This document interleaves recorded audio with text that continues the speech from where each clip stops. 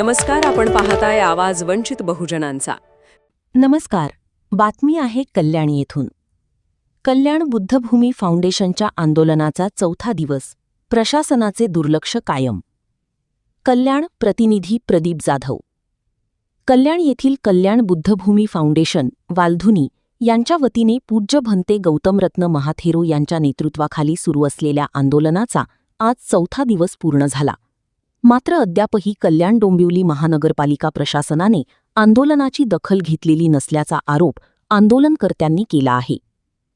फाउंडेशनच्या विविध प्रलंबित मागण्यांसाठी हे आंदोलन सुरू असून 4 दिवस उलटूनही महानगरपालिका प्रशासनाकडून कोणतीही ठोस भूमिका किंवा सकारात्मक प्रतिसाद मिळालेला नाही. त्यामुळे आंदोलनकर्त्यांमध्ये नाराजीचे वातावरण निर्माण झाले आहे. पूज्य भंते गौतमरत्न महाथेरो यांनी प्रशासनाने तातडीने आंदोलनाची दखल घेऊन चर्चेसाठी पुढाकार घ्यावा अशी मागणी केली आहे. तसेच मागण्या मान्य होईपर्यंत आंदोलन सुरू ठेवण्याचा निर्धार आंदोलनकर्त्यांनी व्यक्त केला आहे.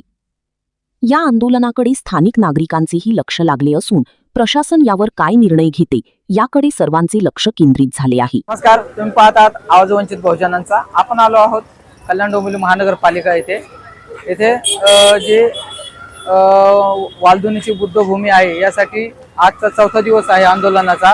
तरी काही प्रशासन वगैरे शासन काय लक्ष देत नाहीये.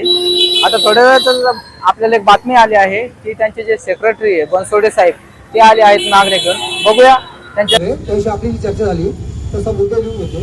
अलाइनमेंट चेंज करण्याबद्दल जे काही आपली मागणी होती त्याच्यामध्ये MMRDAची जी टेक्निकल टीम आहे ती आपल्याकडे येऊन पाहणी करते आणि ते टेक्निकल टीम सिव्हिल इंजिनियर ज्याच्यामध्ये असतात त्यांनी ती पाहणी केल्यानंतर आपली ती मागणी मान्य व्हायला काय हरकत नसेल म्हणजे मला असं वाटतं. आणि त्याच्यावर काय पाठपुरावा असला तर टेक्निकली आम्ही स्वतः करू, मी स्वतः सिव्हिल इंजिनियर. त्यानंतर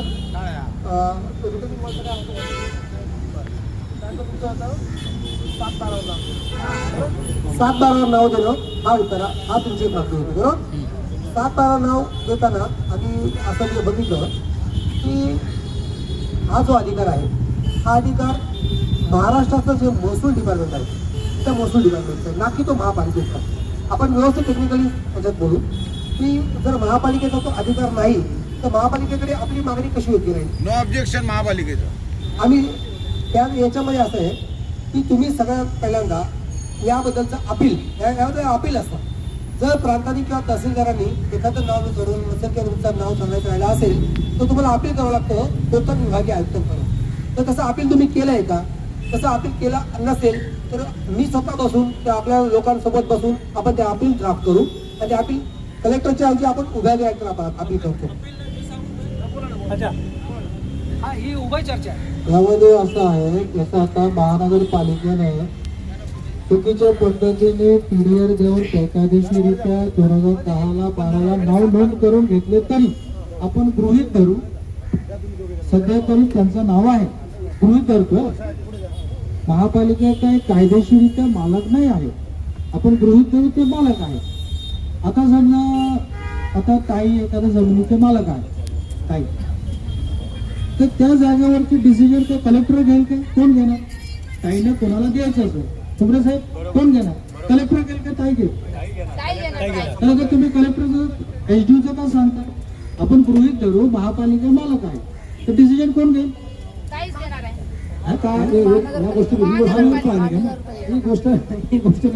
महानगरपालिका काय होतं महानगरपालिका ही महाराष्ट्र शासनाची अखत्यारीत होते.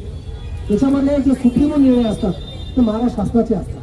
महाराष्ट्र शासनाच्या GR वरती महाराष्ट्र शासनाच्या सर्क्युलरवरती महापालिका चालतो. हे सगळ्यांना विचारतात. मी काय वेगळं सांगतो याचं काही नाही.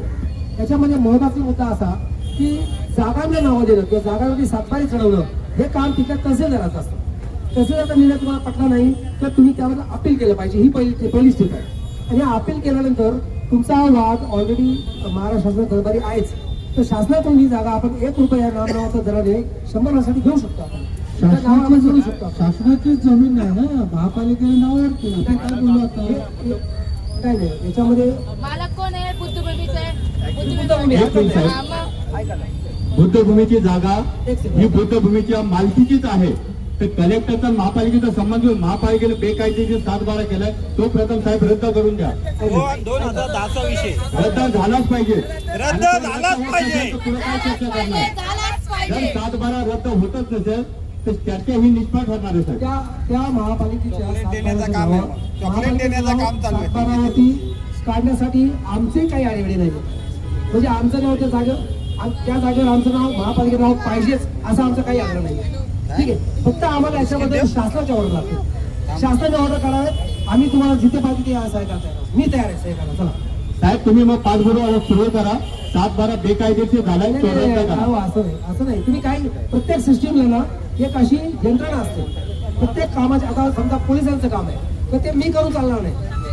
तुम्ही ना जर तुम्ही आपल्या काय बोलायचं का महत्वाचं चर्चा झाली सरकारची. आपला बोलण्याचं सगळ्यांना स्वागत आहे. फक्त गोंधळ न करता ठिकाणी बोललं ना तर मी व्यवस्थित छानपैकी सांगतो. आणि काय होतंय, बुद्धभूमीचा जास्तीत जास्त फायदा झाला तर सुरेश बनसोडेचाच फायदा आहे ना, माझाच फायदा आहे ना. एकदम प्रामाणिकपणे सांगायचं म्हणजे, कारण आता मी म्हातारपणी तिकडे जाऊन बसणार आहे ना. मी पैशाला साधक आहे, मी तिकडे जाऊन बसणार आहे. याच्यामध्ये तुम्हाला फसवायचं किंवा खोटं बोलायचं काहीच माझं मत नाही आहे. माझं फक्त मत हे आहे की आपण व्यवस्थित त्यात सापडून गेलं पाहिजे. आपल्या बोलण्याने इथे बदल होणार नाही कागदपत्र. आणि याच्यामध्ये मी आयुक्त साहेबांशी बोललो, आयुक्त साहेब बोलले की त्या जागेवर महापालिकेचं नाव असलं ना आम्हाला काहीच त्याचं घेणं नाही. तुम्ही शासनाकडे होणार ना एका मिनिटात आम्ही सही करतो, एका मिनिटात सही करतो. आणि ती सही घ्यायची जबाबदारी माझी. म्हणजे मोठ्या धैर्याने मी बोलतोय. मी सांगतो 7-12 नोंद होत असताना आपण शासनाकडून परवानगी घेऊन महापालिकेने नाव नोंद केले का नाही? आता एक मिनिट. महापालिकेने त्यांची जबाबदारीमध्ये पीडीओ घेऊन 7-12 नोंद केली. आता हे दोन प्रश्न एकमेकांमध्ये कसे गुंतलेले आहेत हे मी तुम्हाला क्लिअर करतो. मला एक तुमची प्रमुख मागणी होती 16 कोटी रुपये द्यायची. चव्हाण साहेब पुढे. चव्हाण साहेब ऐका ना, 16 कोटी रुपये तुम्ही द्या अशी मला एक मागणी होती. बरोबर साहेब, होती का? अहो मागणी होती ना तुमची. आमची मागणी कोणती होती? बरोबर, 16 कोटी रुपये देऊ नका चॉकलेट देऊ